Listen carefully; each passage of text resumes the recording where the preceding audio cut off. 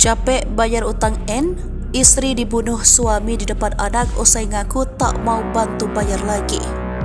Terkuak jika ternyata Mega, ibu muda di Bekasi yang dibunuh, sering bayarkan hutang suaminya selama hidup. Namun saat itu Mega harus meregang nyawa dibunuh lantaran tak mau lagi bantu ekonomi dan bayarkan hutang sang suami. Hal tersebut diungkap oleh kakak kandung M, Deden Suryana, kepada awak media pada Senin 11 September 2023. Ia menyebut tetangga rumah kontrakan M sempat mendengar adik perempuannya tersebut berteriak.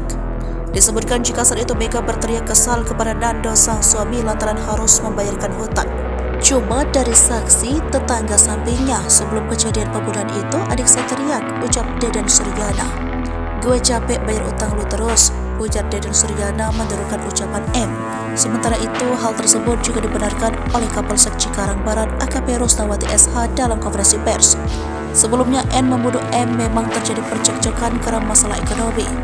Adapun motif Nando menghabisi nyawa istri, jelaskan AKP M Syed Hasan karena sakit hati, dimaki-maki dengan penghasilan yang lebih tinggi dibandingkan dirinya. Diketahui M dibunuh N di rumah kontrakannya di Jalan Cikedokan RT 1 RW 4 Kampung Cikedokan, Desa Sukadanau, Kecamatan Cikarang Barat, Bekasi, pada Kamis 7 September 2023 pukul 10. Sebelum membunuh M, N terlebih dahulu menganiaya istrinya tersebut. Pembunuhan itu dilakukan pelaku dengan cara melukai leher korban. Akibat perbuatan M mengalami luka parah di leher hingga meninggal dunia. Bahkan pisau dapur yang dipakai N untuk melukai leher korban sampai patah.